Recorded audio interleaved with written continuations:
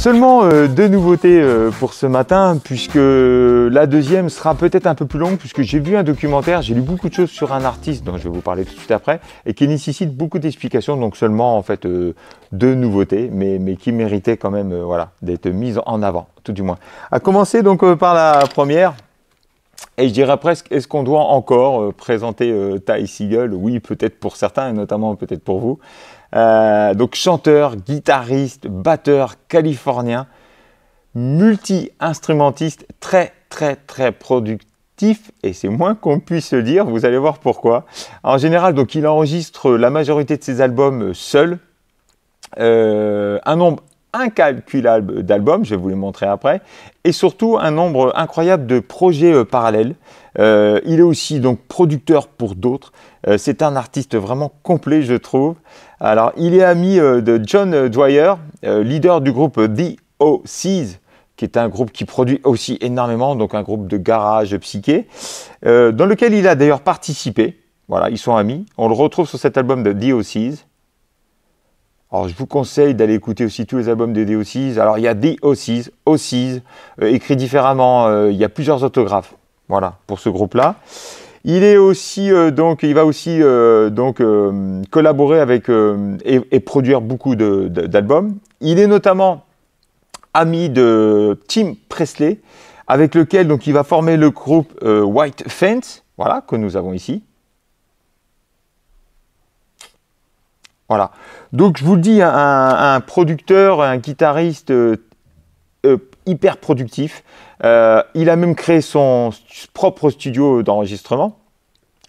Il n'hésite pas, moi je trouve, à toujours proposer autre chose de ce qu'il pourrait faire seul, et c'est là l'intérêt justement de Ty Segall. Alors, quand je dis de proposer autre chose, je vous montre certains de ses projets parallèles, mais quand je vous dis que c'est monstrueux, c'est monstrueux. Notamment, donc, il a la tête en tant que guitariste, batteur, surtout sur ce projet de Fuzz. D'ailleurs, je vous montre. Hein. Et à l'intérieur, voilà, c'est lui qu'on voit, alors qu'on ne voit pas, c'est fait exprès. Voilà, c'est pour ça que je vous montre, c'est assez drôle. Petit blondinet. Donc batteur dans ce groupe Fuzz, donc garage psyché. Nous avons plusieurs albums, moi je vous conseille ces albums-là de Fuzz. On le retrouve aussi également à la tête de ce combo plus punk, donc au niveau de la production et au niveau justement de l'instrumentation. Alors une fois encore, je suis désolé, mais à croire qu'il le fait exprès, on retrouve qui? Le petit blondinet au milieu, toujours avec les cheveux en avant. Voilà, excusez du geste, mais bon. Donc Gogs, un groupe que je vous conseille, donc on a plusieurs albums de Gogs. On le retrouve aussi au sein de ce groupe garage que peu connaissent, qui s'appelle Zigzag, moi que j'aime beaucoup. Voilà. Il est aussi participatif dans ce projet Wang, donc un projet plutôt pareil, psychédélique, garage et fuzz. Vous allez voir pourquoi je vous dis ça à chaque fois, parce que c'est vrai que c'est son domaine de prédilection quand même. Et puis dernièrement, il y en a d'autres, mais dernièrement, on le retrouve à la tête de ce groupe aussi, Flatworms, voilà, plus récemment. Donc tous ces projets, et plus ces projets solo, hein, voilà, sous son propre nom, Ty Segall, voilà. Celui-ci, la pochette est assez sombre, mais par contre, j'adore cet album-là. Donc il a une pléiade d'albums, voilà, je vous en montre quelques-uns. Voilà, Ty Segall. Celui-ci, pareil, est excellent. Très bon album. Et puis j'en passe et des meilleurs. Voilà, sans compter tous les albums que nous avons aussi au Val d'Oron. Donc voilà, je vous montre tout ça pour voir, pour montrer l'hyper-productivité de ce monsieur, de Ty Segall. Donc vous l'avez bien compris, son domaine de prédilection, pardon, donc c'est le garage rock psychédélique, le punk, le noisy. Et cette fois-ci, je trouve qu'on a encore une vraie livraison de Ty Segall. C'est trop facile. Mais bon, dans sa discographie énorme, voilà, de très bonne qualité, moi, c'est moi qui le pense. Alors attention, et c'est pour ça que je l'ai fait exprès, cette fois-ci, en fait, il délaisse les guitares électriques, Fuzz, voilà, et les pédales de distorsion en tout genre, pour l'acoustique. Oui, ici, il est vraiment question d'un album plutôt acoustique. Il nous offre une bonne dose de nostalgie, aux allures folk, intimiste et somptueuse. Alors j'ai bien dit aux allures parce qu'en fait les compositions restent quand même assez pop, je trouve, mais sur un format acoustique. et avec donc des guitares folk. Alors oui, pardon, Chasser le naturel, il revient forcément au galop. Il y a un seul et unique titre où on retrouve ces guitares fuses, garage et tout, et il s'appelle Hello High, qui est aussi le titre de l'album, mais c'est le seul et unique titre, voilà, qui est comme ça. Tout le reste en fait est acoustique. Voilà. Alors je rappelle que ce titre, Hello High, en fait, avait déjà été enregistré bien en amont en 2010, et c'est ce qui a fait son style de prédilection, qui est donc le garage psyché. Ça, voilà, c'est comme ça qu'il faut le dire. Alors, sinon, donc, je vous le disais, tout le reste est calme. Il reste quand même, moi, je trouve, fidèle à son identité musicale, sa marque de fabrique. C'est souvent très, très marqué chez Ty Segall. Il réussit donc une fois encore, moi, je trouve, à produire un incontournable en se tournant cette fois-ci vers la pop folk. Moi, je trouve hérité de la grande période trépidante des Beatles. On va retrouver un peu ce son-là, vous allez voir pourquoi. Et dès le départ, alors pas la toute première qui est une forme d'introduction, mais on passe directement à la deuxième qui s'appelle Cement, avec donc guitare folk acoustique pour un titre pop qu'on croirait composé par qui? Par Paul McCartney pour les Beatles.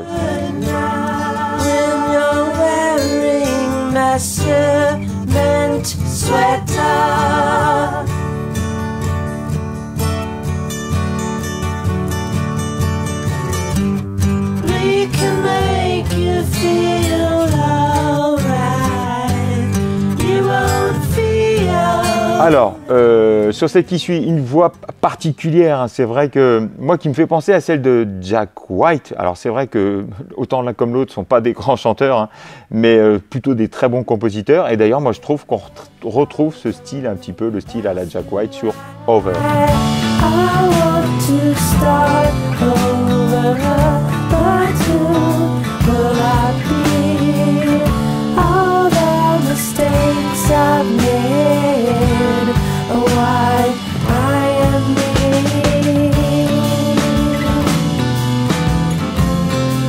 Alors justement, ce que tu as vu tout à l'heure, le fameux Hello High, le titre de l'album, le garage, le stoner, fusil qui contraste avec le reste de l'album, avec un chant au perché. Bon, j'ai essayé.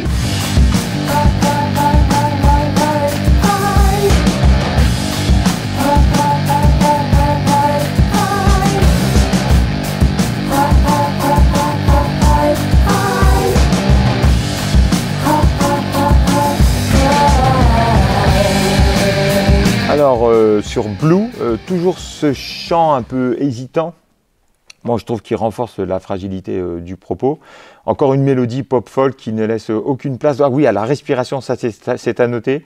Il faut savoir qu'il y a très peu de répit entre le propos, enfin le phrasé, le texte et la musique, qui traduit donc une urgence chez Ty Segall comme un côté un peu, à mon avis, un peu hyper productif quand même.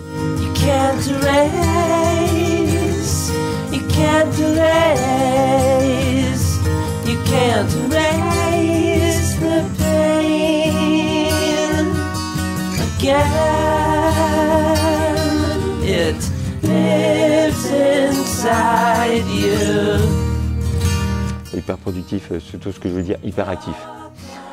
Alors sur Looking at You, où il manie cette fois-ci donc et les guitares acoustiques et les guitares électriques, voilà, sur un très très bon titre psyché rock.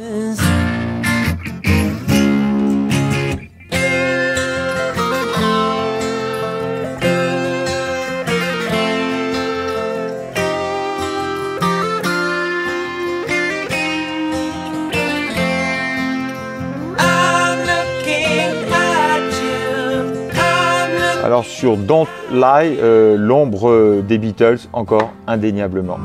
Go out and shed your death. Just let it fall right down. With endless fascination, how much will you hold?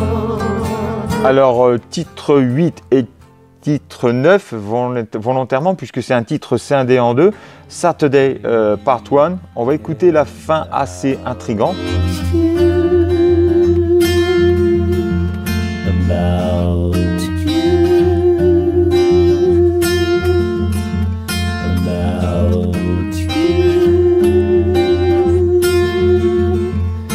about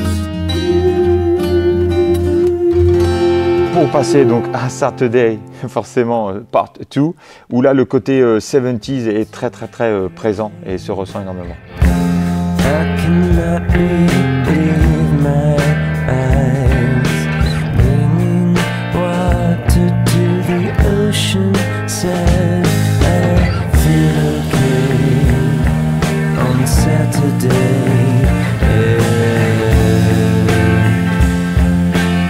Et donc on finit avec une belle composition pop moderne, mais donc toujours acoustique, hein. Une bonne ligne de basse, une guitare dreadnought, les guitares voilà, folk, pour ce son aigu en tout cas, ça s'appelle Distraction. Moi j'y retrouve un petit peu de Led Zepp acoustique.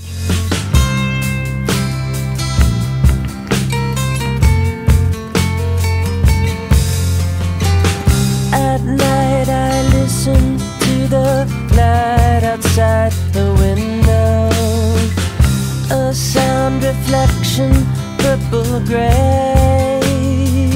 Voilà, moi je retrouve en effet tout cet univers Beatles de leur époque, un peu psyché, pop folk, le Led Zepp aussi quand ils ont fait des parties un peu plus psyché folk. Voilà, voilà tout l'univers de Ty Segall, entre autres. D'habitude je vous dis c'est garage sans voix, et écoutez les autres projets. Juste avant d'avoir sorti ce Hello High, en fait il avait sorti donc cet album que nous avons aussi à la médiathèque qui s'appelle Harmonizer, qui était un peu plus expérimental. Le premier album a été sorti en fait dans son propre studio, que je vous dis tout à l'heure, d'ailleurs lui il a profité du Covid pour ne pas rien faire, mais pour fabriquer son propre studio d'enregistrement. Et c'est le premier album sorti dans son propre studio, Harmonizer, avec des côtés un peu des fois électro, traitement électro un peu plus contemporaine, voilà. Donc voilà pour ce Ty Segall. Alors là on passe quelque chose de complètement différent, puisque j'ai vu un documentaire et j'ai lu beaucoup de choses sur cet artiste rap. Et c'est plutôt, je vais vous parler plutôt d'un destin très tragique. De qui connaît Mac Miller? Peut-être peu de personnes, j'espère en tout cas. Alors écoutez bien, parce que c'était un hyper aussi lui productif, c'est pour ça que je l'ai fait un peu exprès, qui a fait beaucoup de choses dans le milieu du rap et pourtant très peu connu. En 2010, il sort sa première mixtape, il n'a que 18 ans. Alors attention, une mixtape, c'est en fait une compilation de singles. Hein. C'est pas un album concept, qu'on soit bien d'accord, parce qu'il a sorti beaucoup de mixtapes. Donc il sort cette mixtape sur un label indépendant, ça s'appelle Kids. Et là, c'est un moment décisif dans sa vie, puisqu'il va déjà dès le départ faire plus de 800 000 téléchargements. Il squatte le haut des charts et voilà, tout de suite, il va avoir une place importante dans le milieu du hip-hop. Pourquoi? Parce qu'il a réussi, lui, à associer véritablement le old school et le new school, donc l'ancienne génération, la nouvelle génération au niveau des sons, dans le milieu du hip-hop. Donc c'est vraiment un vent frais. C'est l'ascension d'un indépendant.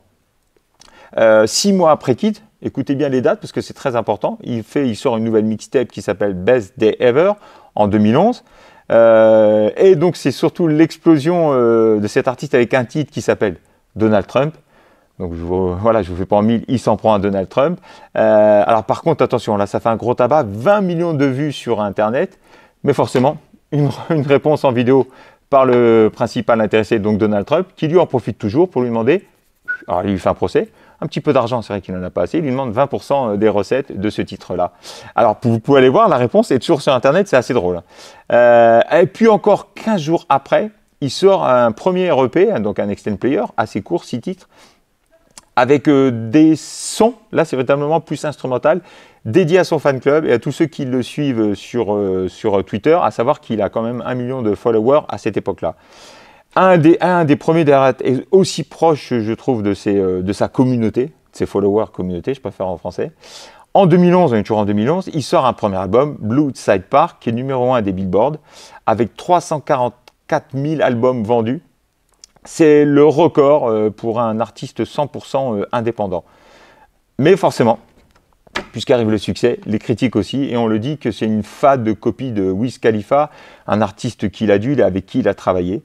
Voilà, on le compare à lui. On dit qu'il est passé d'un frat rap, ça existe vraiment. Frat rap, c'est plutôt un rap pour s'amuser, un rap de divertissement, d'amusement, à quelque chose de beaucoup plus intime, où il se raconte, où c'est beaucoup plus personnel. Je vous rappelle qu'il a que 19 ans à cette époque-là, et donc pour lui, c'est assez dur d'entendre les critiques. Et donc, c'est ce que moi j'ai appelé une deuxième partie, le revers de la médaille. Donc, début de la dépression, écoutez bien cette histoire, elle est vraie. Donc, il va prendre, et là je mets en garde toute la nouvelle génération, puisque ça existait beaucoup, et ça existe encore malheureusement aux États-Unis, il va prendre de la lean. Mais alors attention, lean, L-E-A-N. Qu'est-ce que la lean? C'est un mélange de sirop pour l'atout, un mélange de codéine pure et de soda. Il en devient complètement addict. Je rappelle que la codéine, c'est ni plus ni moins quand même qu'un dérivé de l'opium. Il devient addict donc à cette boisson. Dépendance forcément. Donc arrive la paranoïa. Mais il continue donc la musique puisque voilà, c'est plus fort que tout. En 2012, il sort une nouvelle mixtape, Macadélique. Projet sombre, forcément par rapport à ce qu'il est en train de vivre et sa forme de dépression. Mais on retrouve dedans, il a toujours des invités prestigieux. Là, Kendrick Lamar et Joey Badass, entre autres, et Lil Wayne. Mais il se renferme de plus en plus dans la musique, dans la production. Alors au début, avec en plus des pseudonymes, Larry Fishman, il sort 2 albums complètement instrumentaux. Et également encore un nouvel EP, jazzy, assez bizarre, sous un autre alias, un autre pseudonyme, Larry Lovenstein and the Velvet Revival. Voilà, pour pas qu'on sache que c'est lui. Il y aura même une télé-réalité qui va le suivre 24 heures sur 24 pour la conception de son 2e album, qui va sortir donc en juin 2013. Cette même année, vous avez vu, on est passé que de 2010, 2011, 2012, 2013. Cette même année, en 2013, il va sortir donc sur son propre label un album live, un album sous un nouvel alias il va se faire appeler Delusional Thomas, très très sombre. On le reconnaît même pas, avec une voix pitchée. Les voix pitchées, vous savez, moi je compare aux voix des Chipmunks. Je sais pas, je fais pas bien Chipmunks, mais voilà. Donc j'appelle ça la 3e partie, la descente aux enfers. Il aura quand même un contrat, même s'il a un contrat chez Columbia qui est colossal, qui est donc de 10 millions de dollars. Il va sortir une nouvelle mixtape en 2014 qui s'appelle Faces. Se renfermera de plus en plus. Alors que là, il est malheureusement à l'apogée de son addiction. Continue à prendre cette fameuse ligne, mais aussi de la cocaïne, du Xanax, que je ne devrais pas faire de la promotion, mais bon, c'est lui. Hein. Codéine toujours, LSD, et ainsi de suite, ainsi de suite. Va quand même sortir un 3e album en 2015, numéro 3 des Billboard, et il fera un retour à la surface grâce à quoi? Grâce à l'amour. L'amour peut sauver. De qui? Il est amoureux de Rihanna Grande. Il va sortir un 4e album en 2017. On retrouve encore des invités prestigieux de la néo-soul comme Anderson .Paak et Bilal. Avec cet album, il fait encore numéro 2 des Billboard. Il est toujours en haut des charts, c'est pour ça que c'est quand même bizarre et pourtant peu connu, encore à l'heure actuelle. Mais bon, chasser les démons, ils reviennent forcément. Reprise de la drogue, séparation avec Rihanna Grande, accident de voiture qui va sûrement lui coûter la vie. Il va sortir un 2e album. Je vous fais tout très court. Moi, j'ai eu un documentaire qui dure 1h30. 5e album quand même en 2018. Vous avez vu l'ascension. Considéré comme l'un des meilleurs albums par les fans, ce que je trouve pas complètement faux. Il s'appelle Swimming. C'est beaucoup plus dansant. C'est assez chaleureux. C'est rythmé. C'est assez funky et groovy. Swimming 2018, nommé au Grammy Award. Et là, un mois après la sortie de cet album, Mac Miller, attention, est retrouvé mort chez lui. Donc on dit quoi? On dit qu'il est déprimé, qu'il s'est suicidé, qu'il a fait une overdose. Eh bien non, il y a une enquête. Et il se trouve qu'en fait, son dealer lui a donné des fausses pilules d'oxy et en fait, qui contenaient du fentanyl. Donc j'ai regardé, je ne connaissais pas ni l'oxy ni le fentanyl, mais qui est une drogue très puissante. Et donc du coup, il n'est plus question ni d'overdose ni de suicide, mais d'homicide. Les 3 personnes sont vraiment donc impliquées, sont encore incarcérées à l'heure actuelle, où je vous parle. Voilà, donc c'était pour raconter l'histoire tragique et ce destin tragique de ce rappeur que moi j'ai écouté, que j'aime beaucoup, qui a toujours été d'une honnêteté rare dans ses textes. Il a toujours tout exprimé dans ses textes depuis qu'il est tout gamin. Et il racontait tout donc sans filtre. Et c'est d'autant plus dommage que du coup, tout le monde connaissait sa maladie, sa dépression, ses addictions. Et du coup, il y a un ressenti, il y a une forme de culpabilité générale. Voilà. Et donc, il avait pourtant même dit dans ses paroles, j'ai lu plusieurs phrases sur lui, il disait d'ailleurs, les dealers ne vendaient pas de la merde, excusez-moi le terme, voilà. Je ne veux pas faire partie des 27. Il n'avait pas eu le temps d'avoir 27 ans, il n'en avait que 26. Et on va passer à la musique. Moi, j'aime beaucoup ce type de rap, et je vous dire à qui je le compare, c'est qu'on n'est pas forcément dans le rap. Dans le début de ses carrières, oui, c'est très rap, c'est très festif, on est vraiment dans le cliché. Là, on écoute cet album, puisque cet album est sorti en fait à titre posthume.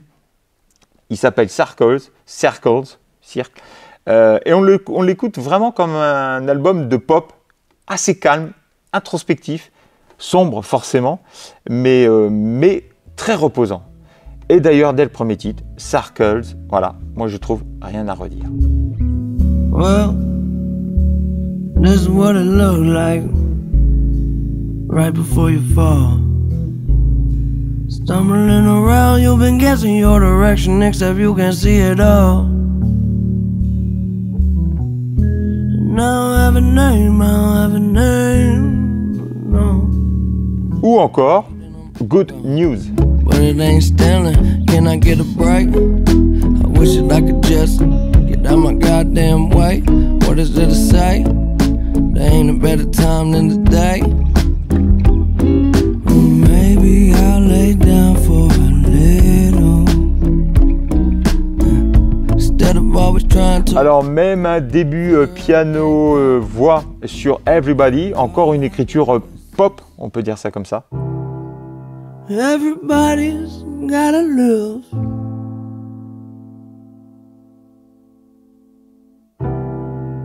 And everybody's gonna die.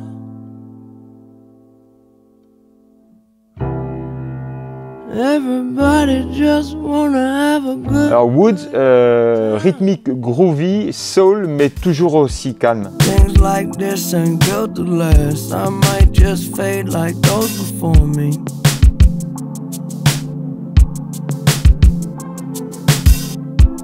When will you forget my past? Got questions, ask, you know the stories.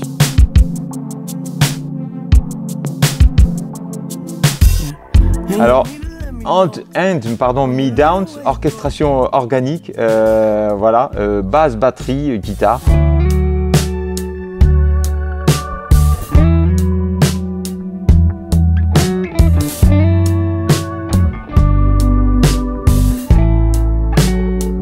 I'm thinking maybe I should thank you.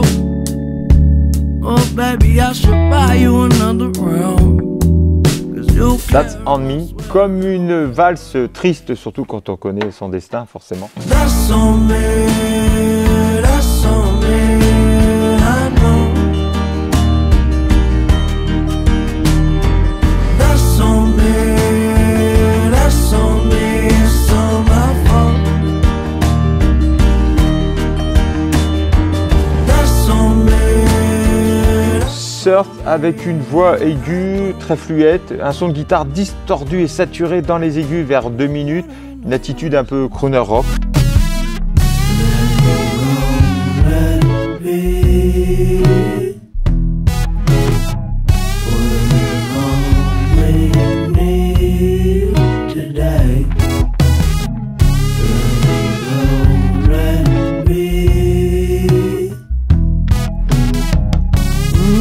Et donc on finit avec Once a Day, voix, clavier. Don't ask me what I think. It never really mattered what I had to say. I just keep waiting for another open door to come up soon. Don't keep it all. Donc voilà, donc bien évidemment il a produit, je vous le disais tout à l'heure, des choses beaucoup plus festives, beaucoup plus drôles, beaucoup plus rythmées, notamment sur l'album précédent, hein, Swimming, comme je vous en ai parlé. Mais voilà, je voulais vous faire découvrir autre ambiance dans ce milieu du rap, autre façon, même si le flow parfois reste urbain, hip-hop, musicalement on se rapproche de la pop. Et moi je le compare un peu, alors je n'espère pas le même destin, mais Jack Harlow, si vous ne connaissez pas, aussi qui fait un tabac dans le hip-hop actuel, mais avec des ambiances et des mélodies et des compositions assez pop. Moi j'aime beaucoup ce style de hip-hop, voilà, beaucoup plus calme, beaucoup plus rock. Voilà, je voulais vous faire découvrir surtout malheureusement ce rappeur hyper productif que vous ne connaissiez peut-être pas, et puis ce destin tragique, entre autres. Voilà. Et alors avant de se quitter, vous pouvez vous rendre sur le site de la médiathèque. Donc je ne sais pas si vous savez, mais on a décidé, il a été décidé en fait de renommer la médiathèque de Bourges, et notamment pour l'ouverture qui normalement est datée pour le mois de mars, j'ai bien dit normalement. Et alors ont été mises à l'honneur des femmes, ça a été une volonté, ce qui est plutôt pas mal. Donc il y a eu beaucoup de personnes proposées à la base, il n'en reste plus que 8, donc 8 autrices pour lesquelles vous pouvez voter. je vous les cite. Alors oui, vous pouvez aller voter, donc notamment, donc il y a les sites de la médiathèque. Vous rentrez dans les autres bibliothèques, bien évidemment, Val d'Oron, Gibjon et Quatre-Piliers. Mais vous pouvez aussi vous rendre dans les musées, au conservatoire, dans les mairies annexes. Voilà. Vous allez voir des bulletins de vote avec une urne, et puis vous avez surtout un petit fascicule qui explique tout le parcours de ces 8 autrices. Moi, je vous les présente très très rapidement. Rebecca d'Outremer, je commence par elle, je suis désolé, mais pourquoi j'ai sorti un album? Parce qu'on l'aime beaucoup, David et moi. Elvis, puisqu'elle est illustratrice. Donc elle fait de très très jolis dessins. J'ai sorti celui-ci, il y en a plein d'autres. Hein. Donc une illustratrice voilà, de talent de 51 ans, je ne prends pas parti du tout. Hein. Annie Ernaux, alors je ne présente pas Annie Ernaux, hein, ancienne professeure qui vient juste d'avoir le prix Nobel de littérature, qui a 82 ans. Il y a aussi donc Sylvie Germain, qui a 68 ans, qui est de Châteauroux, comme Cécile Coulon, qui avait été au début dans les autrices proposées, mais qui ne l'est plus, qui a eu quand même plusieurs fois, en tout cas notamment le prix concours des lycéens. Nancy Houston, franco-canadienne de 69 ans, qui elle aussi a reçu plusieurs prix, je ne les cite pas tous, mais qui est une militante des droits des femmes. Catherine Meurice, illustratrice elle aussi de 42 ans, qui est surtout une autrice de BD. Marie Ndiaye, qui elle est née dans le Loiret, en fait, qui est d'origine sénégalaise, qui est la sœur de l'historien Pape Ndiaye, pour ceux qui connaissent, qui est une très, très bonne autrice. Leïla Slimani, que vous connaissez peut-être un peu plus, de 41 ans, journaliste d'origine marocaine, qui a eu aussi les prix concours en 2016. Et je finis avec Fred Vargas, bon, qui est romancière de 65 ans, surtout connue pour ses romans policiers. Voilà, donc vous pouvez voter pour ces 8 autrices pour renommer la médiathèque de Bourges, et notamment lors de la réouverture. Et je vous embrasse très très très fort, et on se quitte avec The Master. Kiss. Bye bye.